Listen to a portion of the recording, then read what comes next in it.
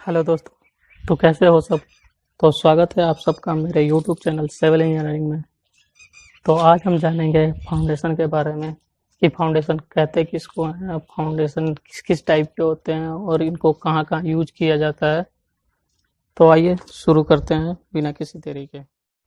तो फाउंडेशन किसको कहते हैं। What is foundation? Foundation is the lowest part of the building or the civil structure that is in direct contact with the soil, which transfer loads from the structure to the soil safely. मतलब foundation किसी building या civil structure का वो सबसे नीचे का हिस्सा होता है जो सॉइल के डायरेक्ट कांटेक्ट में होता है और जो स्ट्रक्चर या बिल्डिंग का जो लोड होता है उसको सेफली अपने सॉइल या मिट्टी पे ट्रांसफर कर देता है ताकि अपना स्ट्रक्चर सेफ रहे। तो अब हम जानेंगे टाइप्स ऑफ फाउंडेशन के बारे में। तो फाउंडेशन को ब्रॉडली दो भाग में डिवाइड किया जाता है, एक तो शैलो फाउंडेशन, दूसरा डीप फाउंडेशन। तो शैलो फाउंडेशन किसको कहते हैं? According to Tarjagi, a foundation is shallow if its depth is equal to or less than its width। यानी तरजागी के अनुसार वो फाउंडेशन शैलो फाउंडेशन है यदि उसकी जो डेप्थ है वो उसके विड्थ के या तो बराबर है या फिर उससे कम है, तो वो शैलो फाउंडेशन होगा। अब शैलो फाउंडेशन कितने प्रकार के होते हैं? शैलो फाउंडेशन बेसिकली चार प्रकार के होते हैं: spread footing, combined footing, strap footing, mat foundation या फिर राफ्ट फाउंडेशन। तो अब हम जानेंगे कि स्प्रेड फुटिंग किसको कहते हैं। Spread footing are those which spread the superimposed load of wall or column over larger area. Spread footing support either column or wall। Spread footing वो है जो किसी वॉल या कॉलम के सुपर इम्पोज लोड को एक बड़े एरिया में फैला देता है। स्प्रेड फुटिंग जो है या तो कॉलम को सपोर्ट करता है या फिर वॉल को। ये बहुत प्रकार के होते हैं। इसमें हम जानेंगे जैसे single footing for column. Single footing for column क्या होता है? In which the loaded area of column has been spread to the large size through single spread. The base is generally made of concrete. मतलब इसके अंदर इस type के footing में column का जो लोडेड एरिया होता है एक बड़े साइज के फुटिंग में फैला होता है और इसका बेस जो होता है कंक्रीट का होता है। इसका जो जब हम फिगर दिखाएंगे तो आपको समझ में आ जाएगा। अभी आगे वाले पे चलते हैं, सबका एक साथ दिखा फिगर चेक करेंगे हम। Step footing for column.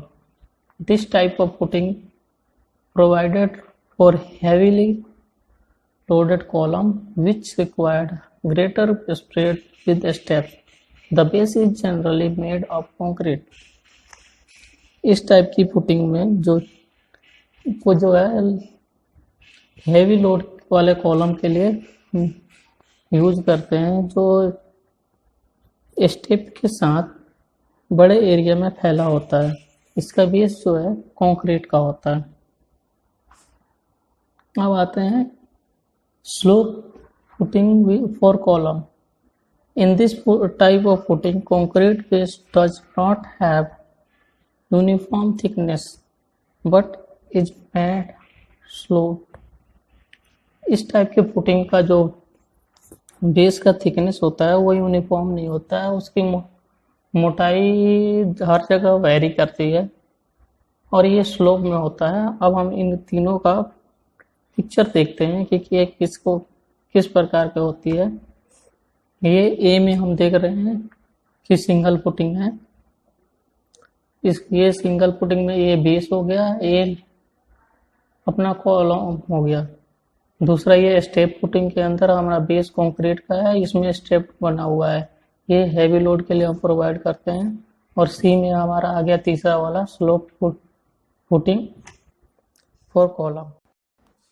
तो अब हम जानते हैं आगे वॉल फुटिंग विदाउट स्टेप। इसमें क्या होता है, it consists of concrete base without any step including masonry wall. इसमें क्या है, इसका बेस जो होता है कंक्रीट का होता है और वॉल जो है मैसनरी की होती है, ब्रिक मैसनरी होती है, और इसमें कोई स्टेप नहीं होता, बिना किसी स्टेप का होता है। जैसे हम फिगर में देख सकते हैं कि नीचे का हमारा बेस जो है कंक्रीट का है और ऊपर वॉल हमारी ब्रिक मैसनरी है। और दूसरा होता है step footing for wall. It consists of masonry wall have steps footing with concrete base. इसमें क्या होता है, इसका बेस जो है कंक्रीट का होता है और वॉल जो होता है स्टेप के साथ होता है, जैसा कि हम फिगर में देख सकते हैं। तो अब हम आगे चलते हैं ग्रिलेज फाउंडेशन। ग्रिलेज फाउंडेशन क्या होता है, it is special type of isolated footing generally provided for heavily loaded steel column and used in those locations where bearing capacity of soil is poor। इसमें क्या है, ये एक स्पेशल टाइप का isolated footing है जो generally heavy loaded steel column के लिए प्रोवाइड किया जाता है, और इसको वहाँ यूज करते हैं जहाँ जो सॉइल की बियरिंग कैपेसिटी होती है वो बहुत कम होती है। इसमें आगे देखते हैं, the depth of such foundation is limited to 1 metre 1.5 metre. ऐसे फाउंडेशन का डेप्थ जो है वो लिमिटेड होता है, सिर्फ 1 से 1.5 मीटर तक ही होता है। The load of steel column is distributed over very large area by means of 2 और मोर टायर्स ऑफ स्टील जॉइंट। इसमें स्टील कॉलम का जो लोड होता है वो भी बहुत बड़े एरिया में डिस्ट्रीब्यूटेड होता है, जो 2 या 2 से अधिक स्टील जॉइंट के लेयर में होता है, जो उसको टायर भी बोलते सकते हैं या लेयर भी बोल सकते हैं। And each layers being laid at right angle to the layer below it. इसमें क्या होता है, जो नीचे वाला लेयर होता है उसके ऊपर जो लेयर आता है वो राइट एंगल पे होना चाहिए, 90 डिग्री पे होना चाहिए। और इस फाउंडेशन के नीचे का जो बेस होता है वो भी कंक्रीट का बना होता है। ये आगे हम अब फिगर में देखते हैं कि ये कैसा होता है। ये इस टाइप का होता है। इसमें देखिए हमारा जो नीचे का बेस बना है ये कंक्रीट पैड का है, कंक्रीट का है, और इसमें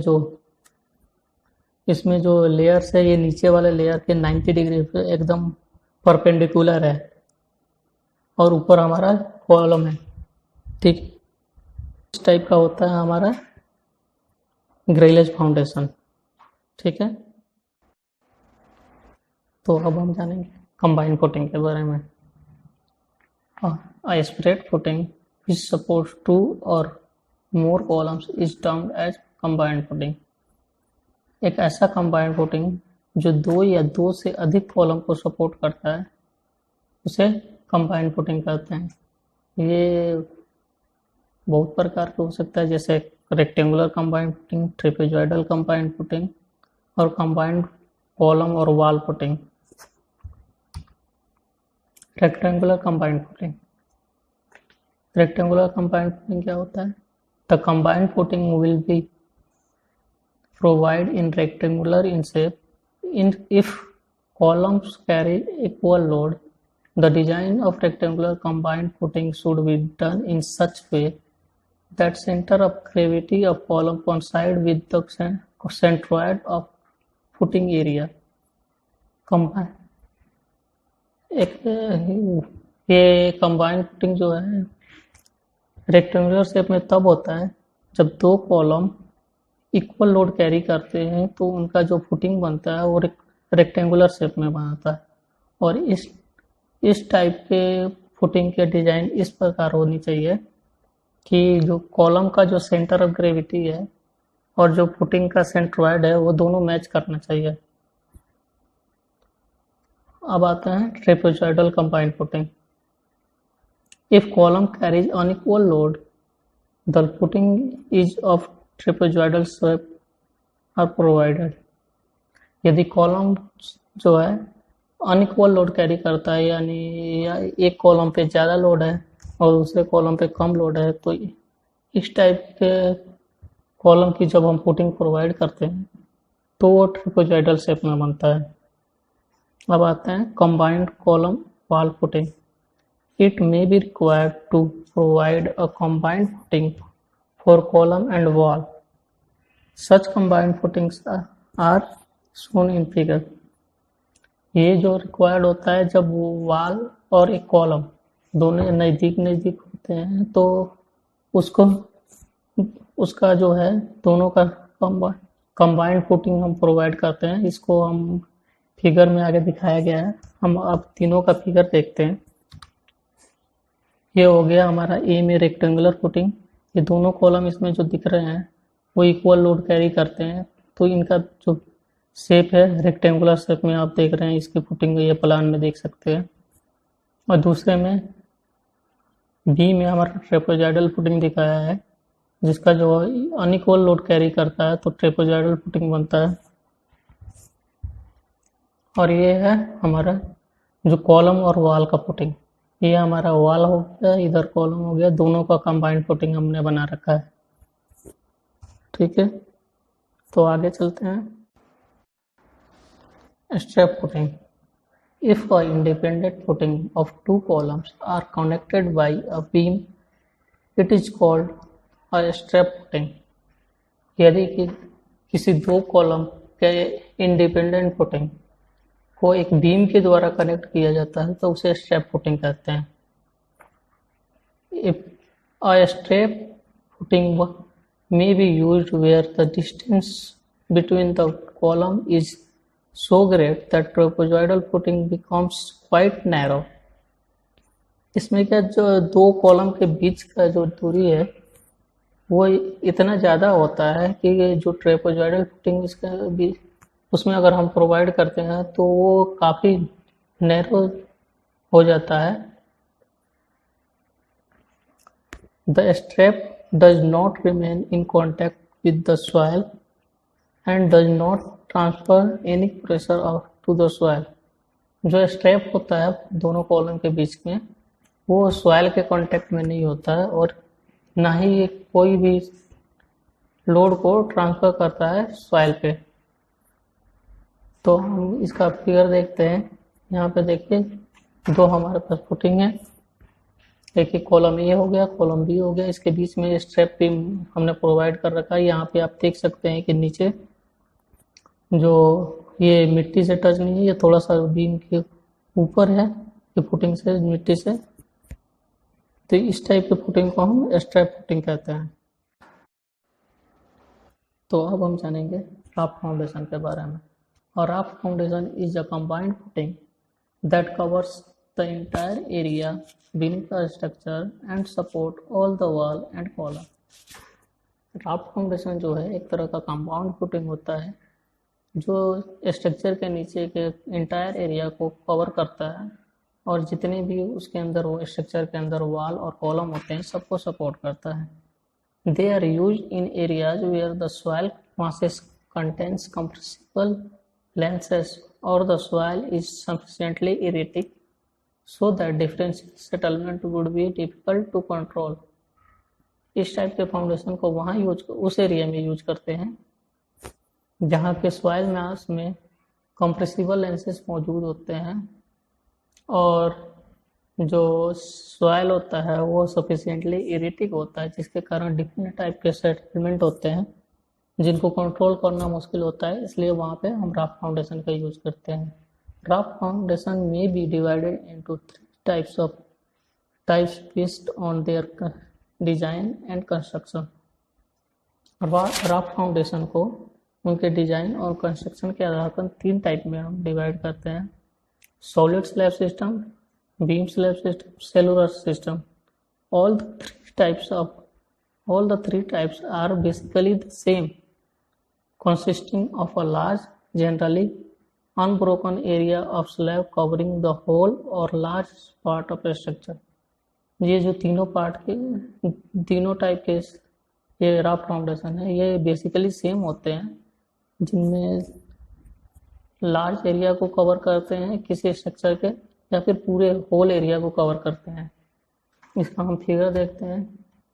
इसमें ये एक प्लेट दिखा रखा है फिगर में, जो हमारे पास जो हमारा पूरा राफ्ट है, और ये जो पॉइंटेड दिख रहे हैं हमें, वो हमारा जो है वो हमारा कॉलम हो गया। इसका सेक्शन काट के यहाँ पे दिखाया हुआ है, कॉलम और बीम से ज्वाइंट है।